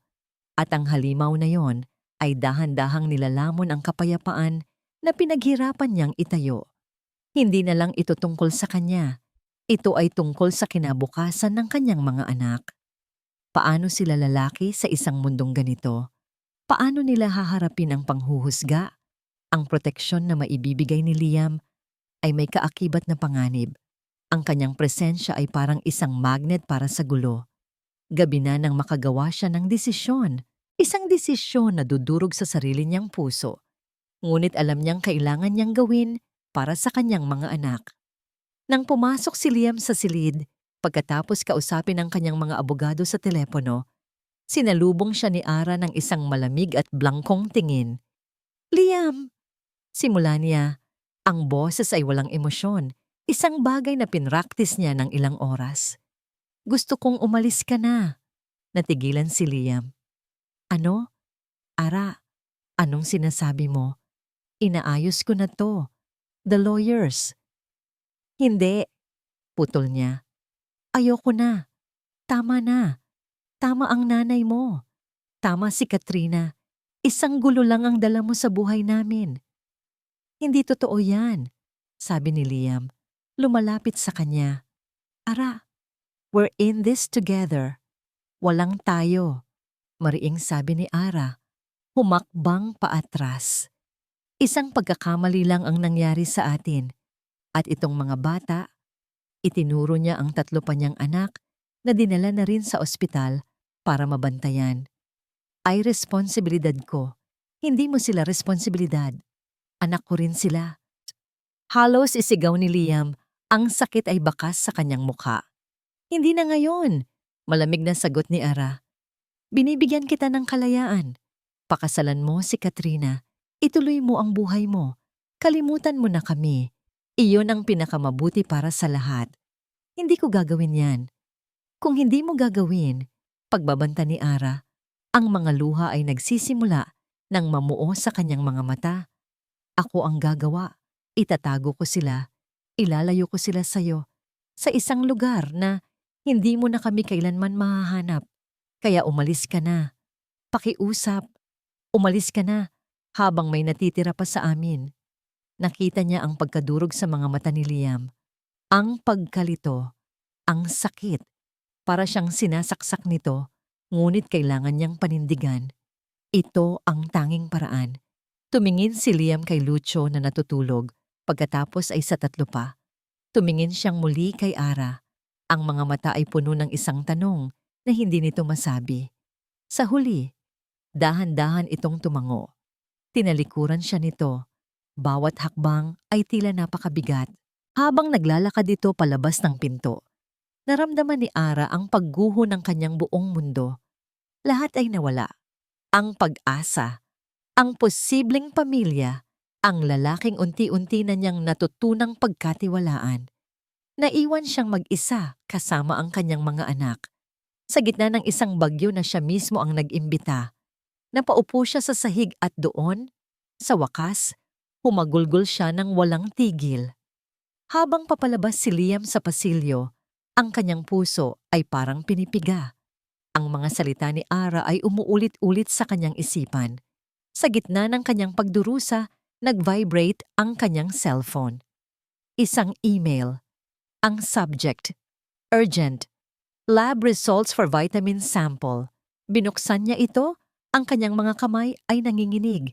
At habang binabasa niya ang mga resulta, ang sakit sa kanyang puso ay dahan-dahang napalitan ng isang bagay na mas madilim at mas mapanganib. Galit at isang malinaw na layunin. Ang puting ilaw ng pasilyo ng ospital ay tila sumisigaw sa paningin ni Liam habang nakatitig siya sa screen ng kanyang cellphone. Ang mga salita sa email ay nakabold at malinaw, ngunit ang kanyang isip ay hirap pa ring iproseso ang mga ito. Analysis. Result? Sample contains high concentrations of conclusion. Sample is not a vitamin supplement. It is a diluted, low-grade poison. Lason. Ang salita ay umalingaw-ngaw sa kanyang isipan, hindi na isang teorya, kundi isang katotohanang nakasulat sa itim at puti. Ang sakit na naramdaman niya mula sa pagtataboy ni Ara ay biglang naglaho, napalitan ng isang apoy na gumapang sa kanyang mga ugat. Isang apoy na pinaghalong galit at isang nakakakilabot na kalinawan. Naunawaan na niya ngayon ang pag-atake ng media, ang biglaang pagbabago ng isip ni Ara. Ang lahat ng ito ay parte ng isang mas malaking plano. Isang plano na hindi lamang para paghiwalayin sila, kundi para sirain si Ara, para pahirapan ang kanyang mga anak, at para itulak siya sa kawalan ng pag-asa. At sa gitna ng lahat ng ito, may isang pangalan na paulit-ulit na tumatakbo sa kanyang isipan. Katrina. Hindi siya bumalik sa silid ni Ara. Alam niyang wala siyang sasabihin dito na makakapagpakalma sa kanya ngayon. Ang kailangan niya ay hindi mga salita. Ang kailangan niya ay katotohanan. Ang kailangan niya ay isang pag-amin. Nagmaneho siya, hindi pabalik sa kanyang opisina o sa kanyang penthouse, kundi pabalik sa lugar kung saan nagsimula ang lahat. Sa barangay Tala, gabi na. At ang eskinita ay tahimik na. Ngunit para kay Liam, ang bawat sulok ay tila sumisigaw ng panganib na hindi niya nakita noon. Ipinark niya ang kanyang sasakyan sa di kalayuan at naglakad. Hindi siya kumatok sa bahay ni Ara. Dumiretso siya sa katabing bahay, ang bahay kung saan nakatira si Marites. Kumatok siya ng malakas. Bawat katok ay may diin, walang pasensya. Ilang sandali pa, bumukas ang pinto.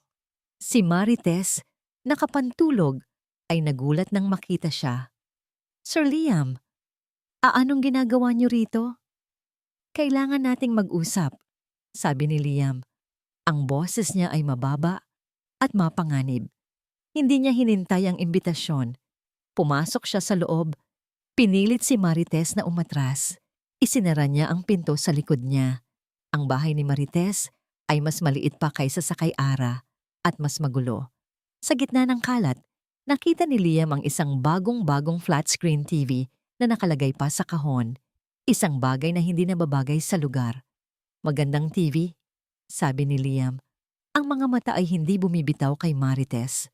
Mukhang bago? Bonus ba sa trabaho? Namutla si Marites. Oo. Sir, bigay lang po ng kapatid ko. Talaga? Sabi ni Liam, humakbang palapit. O baka naman bigay ng isang kaibigan na humingi ng pabor sa'yo? Isang pabor na may kinalaman sa isang bote ng bitamina? Ang pagbabago sa mukha ni Marites ay sapat ng sagot. Ang kanyang mga mata ay nanlaki sa takot. Nagsimula siyang mangginig.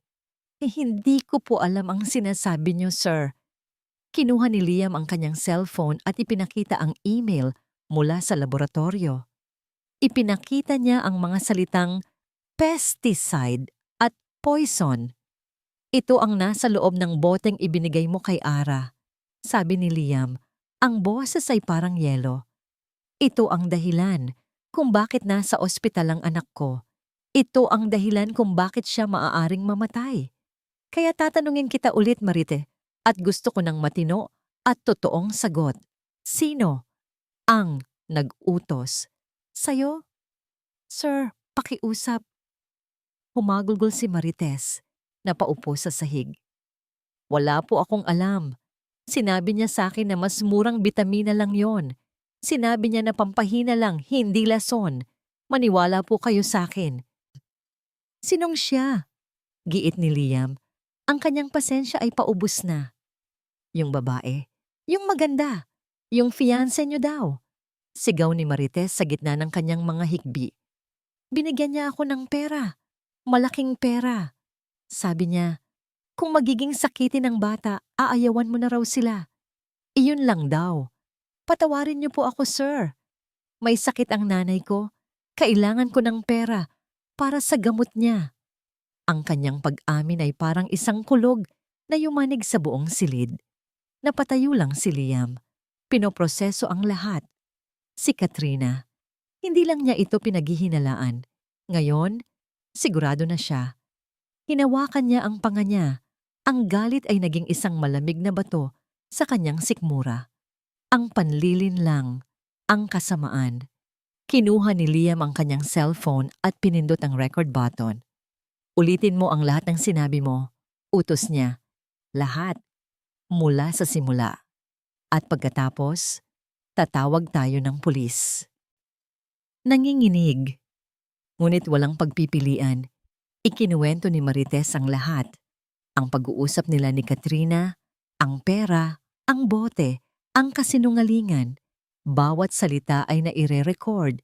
Isang digital na patunay ng isang kasuklam-suklam na krimen. Pagkatapos makuha ang kailangan niya, tumayo si Liam. Hindi niya tinawagan ng pulis. Hindi pa. May mas maganda siyang plano. Isang plano na hindi lang magbibigay ng hustisya, kundi magpapakita sa lahat ng tao kung sino talaga si Katrina Alcaraz. Lumabas siya ng bahay ni Marites. Iniwan itong umiiyak sa sahig. Naglakad siya pabalik sa kanyang sasakyan. Ang kanyang isip ay malinaw na. Ang sakit ay naroon pa rin. Ngunit ngayon, mayroon na itong direksyon. Umupo siya sa driver's seat. Pinakinggan niyang muli ang recording. Tinitiyak na malinaw ang bawat salita. Pagkatapos, tinawagan niya si Ara. Sinagot ito ni Ara pagkatapos ng ilang ring. Ang boses ay pagod at mahina. Hello? Ara? Sabi ni Liam. Ang kanyang sariling boses ay nagbago.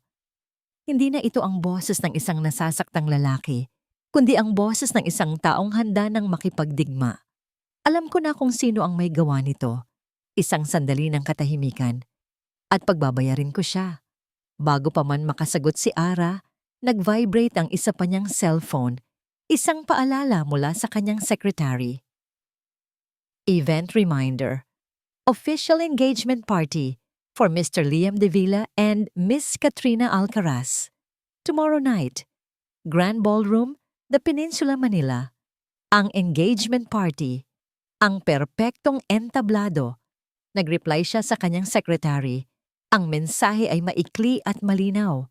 Confirm my attendance. Ang Grand Ballroom ng The Peninsula, Manila ay kumikinang. Ang mga chandelier ay parang mga brilyanteng talon na bumabagsak mula sa kisame. Ang mga bisita, na pawang mga miyembro ng alta sosyedad ng Maynila, ay nakasuot ng kanilang pinakamamahaling damit at alahas. Ang hangin ay puno ng amoy ng mamahaling pabango at ng tunog ng pekeng tawanan. Para kay Liam, ang lugar na ito ay parang isang magandang libingan. Nakatayo siya sa tabi ni Katrina, ang braso nito ay nakakapit sa kanya na parang isang ahas. Ngumingiti si Katrina sa mga kamera, isang perpektong larawan ng isang masayang fiancé. Ang kanyang tagumpay ay halos abot kamay na. Si Ara ay wala na sa eksena. Ang pagsasanib ng mga kumpanya ay tuloy na. You look tense, love. Bulong ni Katrina, hinahaplos ang kanyang braso. Relax, this is our night. Tumingin si Liam sa kanya. Tinitigan niya ang magandang mukha nito, ang perpektong makeup, ang mga matang kumikinang sa tagumpay. At sa ilalim ng lahat ng iyon, nakita niya ang kasamaan. Ang kasinungalingan. Ang babaeng halos pumatay sa kanyang anak. Isang malamig na ngiti ang sumilay sa labi ni Liam. Oo, sagot niya. Gawin nating isang gabi na hindi malilimutan. Ilang sandali pa, tinawag na sila sa entablado ng MC. Oras na para sa opisyal na anunsyo. Oras na para sa talumpati. Umakyat sila sa entablado. Sinalubong ng malakas na palakpakan. Sa kanyang kanan, nakita niya ang kanyang ina, si Doña Soledad, na nakaupo sa presidential table. Ang mukha nito ay puno ng pagmamalaki. Sa wakas, nasunod ang gusto niya. Ang problema ay naayos na. Kinuha ni Liam ang mikropono. Ang lahat ng ilaw ay nakatutok sa kanya. Ang buong silid ay tumahimik, nag-aabang. Good evening, everyone. Simula niya. Ang boses ay kalmado at malinaw. Thank you for coming to celebrate this momentous occasion. Tumingin siya kay Katrina nang ngumiti ng mas matamis. Tonight was supposed to be about a union between two families, a merger of two corporations, a promise of a future. Huminga siya ng malalim. But promises, like people, can be deceiving. Isang mumunting bulungan ang nagsimula sa mga manonood. Kumunot ang noo ni Katrina, tila naguguluhan. Tonight, I want to talk about a different kind of promise. Nagpatuloy si Liam. The promise of a parent to a child. A promise to protect them, no matter the cost. Itinaas niya ang kanyang kamay at nagbigay ng senyas sa tech booth sa likod. Biglang dumilim ang ballroom. Ang tanging ilaw ay nagmula sa malaking LED screen sa likod ng entablado. At sa screen na yon, isang video ang nagsimulang mag-play. Ang mukha ni Marites, na mamaga sa kaiiyak, ang lumitaw. Ang boses nito, nanginginig at basag, ay umalingaw-ngaw sa buong silid. Binigyan niya ako ng pera. Si Ma'am Katrina, sabi niya, palitan ko daw yung bitamina, pampahina lang daw. Para ayawan mo na sila, Sir Liam. Patawarin niyo po ako. Ang katahimikan sa loob ng ballroom ay nakakabingi. Ang lahat ng mga mata, na kanina'y puno ng paghanga, ay ngayon ay nakatutok kay Katrina, puno ng pagkabigla at pagkasuklam. Pinapanood ni Ara ang lahat mula sa kanyang cellphone sa loob ng isang taxi. Pagkatapos ng tawag ni Liam kagabi, isang bagay ang nagbago sa loob niya. Ang takot ay napalitan ng determinasyon. Hindi na siya ang babaeng tatakbo. Siya ay isang ina na lalaban. Sinabi sa kanya ni Liam na manood, ngunit hindi iyon sapat. Kailangan niyang nandoon. Pakibilisan po, Manong, sabi niya sa driver. Nang makarating siya sa hotel, ang lobby ay puno ng gulo. Ang mga bisita mula sa ballroom ay nagmamadaling lumabas, nagbubulungan, ang iba ay nakatingin sa kanilang mga cellphone. Gamit ang lahat ng kanyang lakas, sumiksik siya papasok. Pagdating niya sa bukana ng ballroom, iyon ang eksaktong sandali na bumagsak si Katrina. Nakatayo ito sa entablado, ang kanyang perpektong postura ay nawala. Napaluhod ito, nanginginig, ang muka ay basang-basa sa luha. Hindi totoo yan, he's lying. Pinilit niya ang babaeng yan. Ngunit wala nang naniniwala sa kanya. Ang kanyang mga magulang ay mabilis siyang inalalayan pababa ng entablado. Tinatakpan ng kanilang mga mukha mula sa mga kamera ng cellphone na ngayon ay nakatutok sa kanila. Ang Alcaraz de Villa merger ay tapos na. Ang pangalang Alcaraz ay wasak na. Sa gitna ng kaguluhan, nakita ni Liam si Ara na nakatayo sa may pinto. Ang kanilang mga mata ay nagtagpo sa gitna ng naguguluhang mga tao. At sa unang pagkakataon, hindi na nag-alinlangan si Ara. Naglakad siya. Hindi siya tumakbo. Naglakad siya ng may dignidad. Ang kanyang likod ay tuwid. Ang kanyang ulo ay taas noo. Dinaanan niya ang mga taong nakatingin sa kanya. Ang mga taong humhusga sa kanya ilang araw lang ang nakalipas. Wala na siyang pakialam sa kanila. Umakyat siya sa entablado at tumayo sa tabi ni Liam. Hindi sila naghawak kamay. Hindi sila nagyakapan. Tumayo lang sila roon, magkatabi. Isang nagkakaisang prente, isang pamilya. Ang pagdating ni Ara sa entablado ay ang huling piraso ng puzzle. Ito ang kanyang pahayag sa buong mundo. Tumingin siya sa kanyang ina. Si Doña Soledad ay nakaupo pa rin sa kanyang upuan. Ngunit ang pagmamalaki sa mukha nito ay napalitan ng isang bagay na hindi pa nakita ni Liam dati. Pagkatalo, nakita nito ang katotohanan sa likod ng karumal-dumal na krimen. Nakita nito ang katatagan ni Ara. At higit sa lahat, nakita nito ang desisyon sa mga mata ng sarili nitong anak. Kinuha ni Liam ang mikropono sa huling pagkakataon. Tumingin siya kay Ara. Pagkatapos ay sa mga natitirang bisita. At sa huli, sa kanyang ina. This, sabi niya, ang kanyang boses ay umalingaw-ngaw sa katahimikan, is not a liability. Iginawin niya ang kanyang kamay patungo kay Ara. She is the strongest woman I have ever known. At ang 4 na batang nasa ospital ngayon na isa sa kanila ay biktima ng kasamaang palad na ito. Huminga siya ng malalim. Sila ang aking mga anak. Pagkatapos, tumingin siya ng diretso sa mga mata ng kanyang ina. Ito ang pamilya ko, ma. Tanggapin mo man o hindi. Isang butil ng luha ang pumatak mula sa mata ni Doña Soledad. Hindi luha ng galit, kundi luha ng isang bagay na mas malalim. Isang bagay na parang pagsisisi. Binitawan ni Liam ang mikropono. Sa gitna ng nagibang selebrasyon at nawasak na mga reputasyon, hinawakan niya ang kamay ni Ara. At sa unang pagkakataon, naramdaman niyang tunay siyang malaya. Lumipas ang 6 na buwan. Ang iskandalo sa engagement party ay yumanig sa mundo ng negosyo. Ngunit tulad ng lahat ng bagyo, ito ay lumipas din. Ang Alcaraz Corporation na dati nang lugmok sa utang ay tuluyang bumagsak. Si Katrina, kasama si Marites na nagsilbing state witness, ay naharap sa kasong frustrated murder. Ang kanyang magandang mukha ay naging laman ng mga tabloid, hindi na bilang isang socialite, kundi bilang isang kriminal. Para kay Liam, ang mga headline na yon ay ingay na lamang sa di kalayuan. Ang mundo niya ay hindi na umiikot sa De Villa Tower. Umalis siya. Nagbitiw siya bilang CEO ng De Villa Corporation. Ibinigay niya ang posisyon sa isang pinsan na mas may pagnanasang pamunuan ng isang imperyo. Nagtayo siya ng sarili niyang maliit na kumpanya, isang investment firm na tumutulong sa mga small-scale businesses.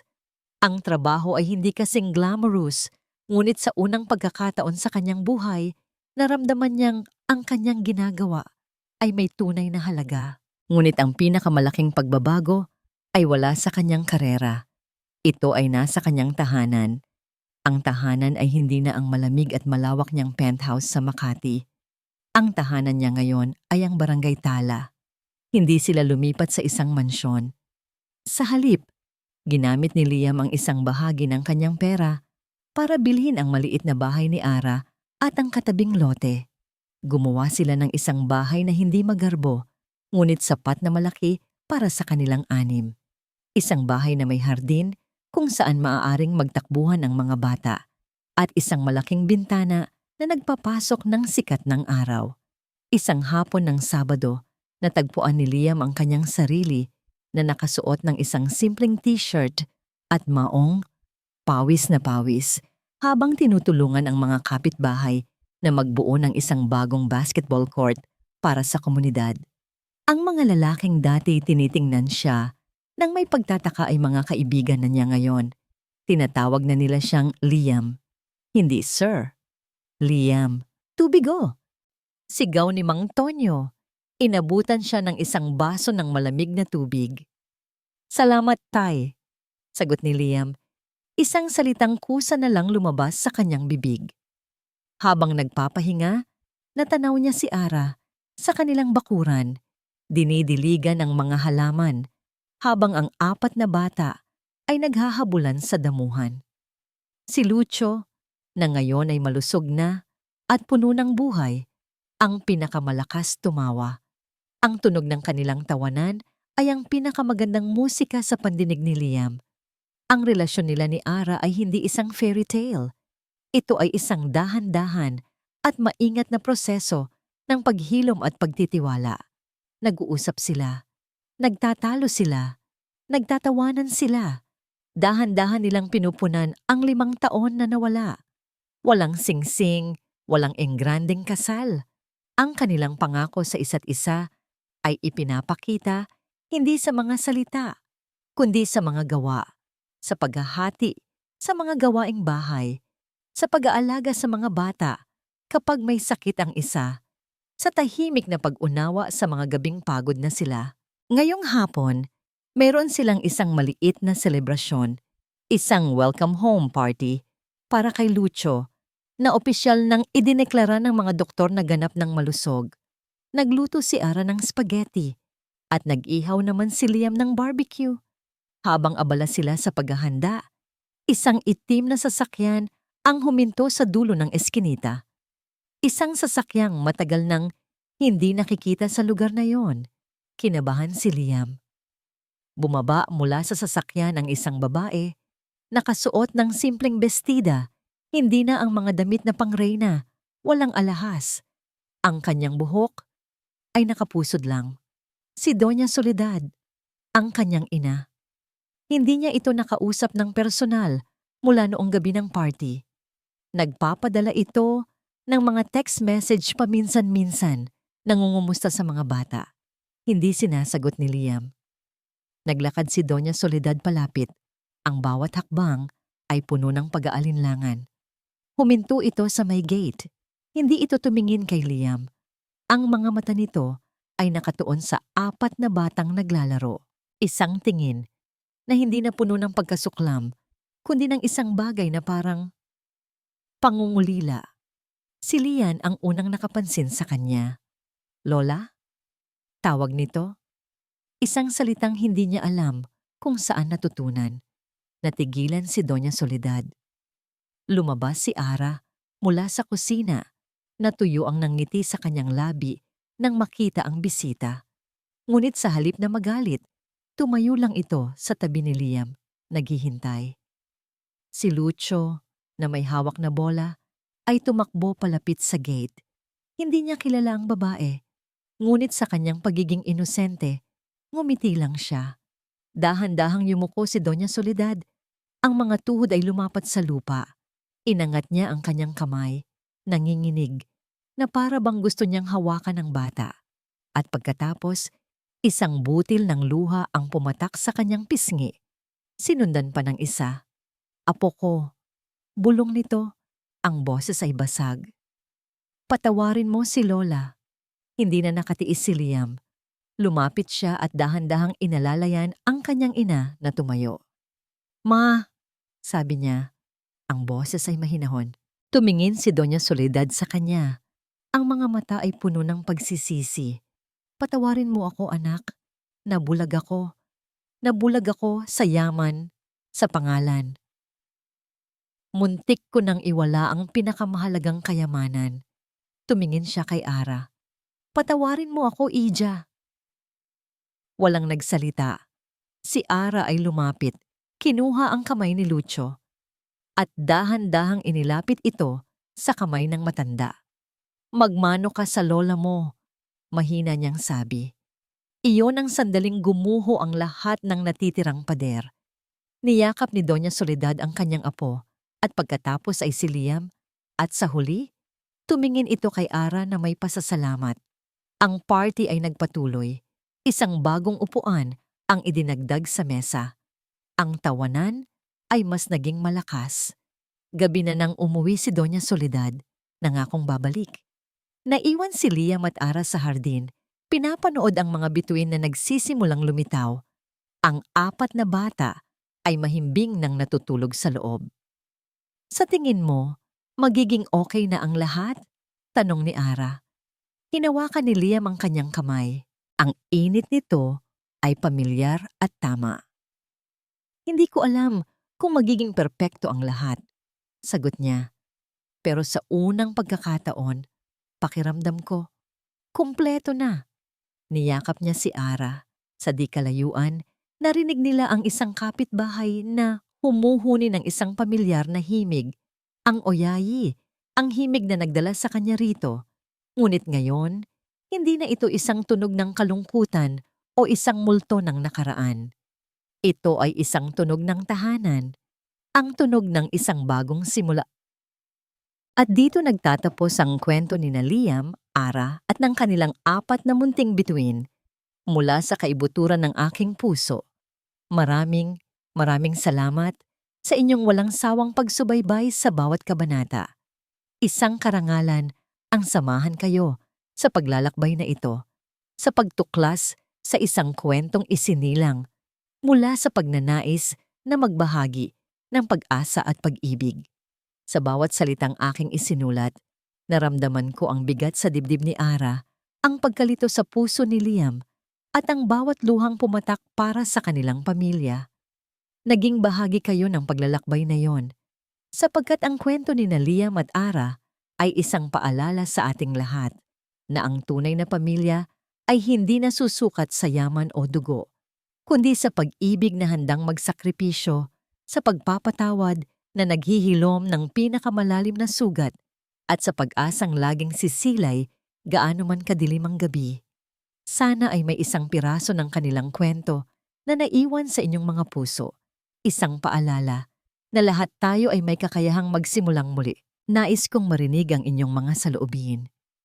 Aling bahagi ng kanilang kwento ang pinakatumatak sa inyong puso? Huwag kayong mag-atubiling ibahagi ito sa comment section sa ibaba. Ang inyong bawat mensahe ay isang inspirasyon hanggang sa ating muling pagsasama sa susunod na kwento. Nagmamahal, pusong muling umiibig.